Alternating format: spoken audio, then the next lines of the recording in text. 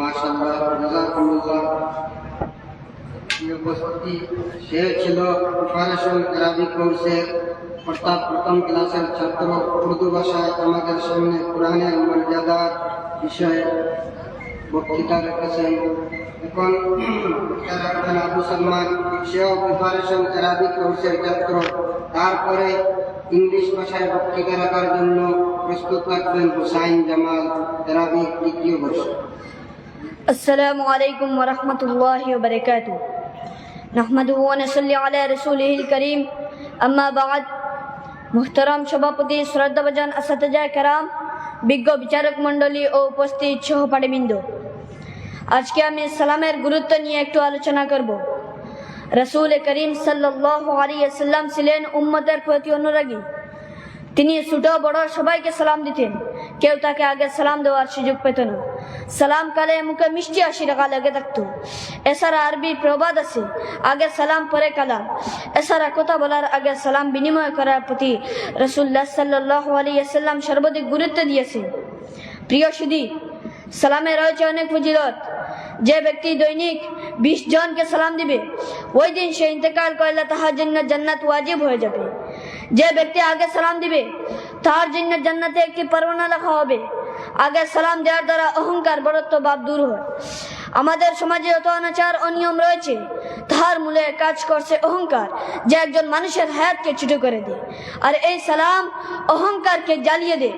সালামের দ্বারা দুই ব্যক্তির মাধ্যমে গভীর মহব্বত সৃষ্টি হয়। কাউকে বন্ধুত্বে পরিণত করার মাধ্যম হলো তাকে বেশি বেশি সালাম দেওয়া।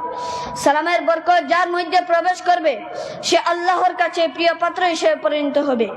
এই জন্য সালাম দেওয়ার ক্ষেত্রে রাসূলুল্লাহ সাল্লাল্লাহু আলাইহি ওয়াসাল্লাম এর কাছে ধর্ম শ্রেণী বিভক্তি এক সমান ছিল।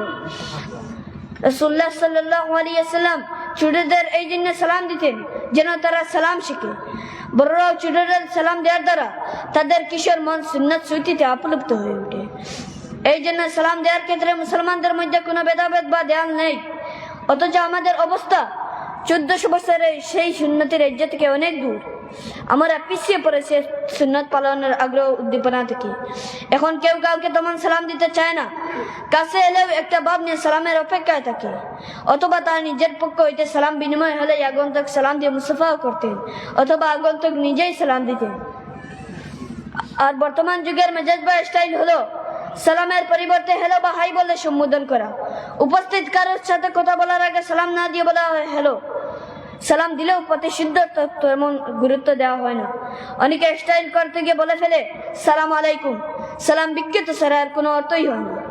ইচ্ছা করলে সহজেই শুদ্ধটি বলা যায়, আসসালামু আলাইকুম ওয়া রাহমাতুল্লাহি ওয়া বারাকাতুহু। এই শুদ্ধ সালাম কত শ্রুতিমধুর। শুদ্ধভাবে সালাম দেওয়ার দ্বারা রাসূলের সুন্নতি বরকত সহজেই অর্জন করা যায়। গৃহে প্রবেশ করার আগে সালাম দেওয়ার সুন্নত, চাই তা নিজের হোক বা অন্যের ঘর হোক। কোথাও সফরে বের হলে গন্তব্য পৌঁছে আগে স্থানীয়দের সালামের দ্বারা কুশল বিনিময় করা। সালামের ব্যাপারে ছোটদের বেশি বেশি তাকিদ দেওয়া। স্বামী স্ত্রীকে সালাম দিবে, ভাই বোনকে সালাম দিবে, বড় ছোট বড়কে সালাম দিবে, বক্তা ভাষণ দেওয়ার আগে শ্রোতাকে সালাম দিবে, ছাত্র শিক্ষককে সালাম দিবে। সালাম দেওয়ার দ্বারা অন্তরের কালি দূর হয়। সালাম মানুষের ময়দানে সমপ্রীতি দুর্গ তৈরি করে। এই জন্য এক নিষ্ঠ তাৎপর্য সালামের এই সুন্নতকে জিন্দা করার ব্যাপারে আমাদের যত্নশীল হওয়া প্রয়োজন। এ বলে আমি সংক্ষিপ্ত বক্তব্য এখানে শেষ করলাম। আসসালামু আলাইকুম ওয়া রাহমাতুল্লাহি ওয়া বারাকাতুহু।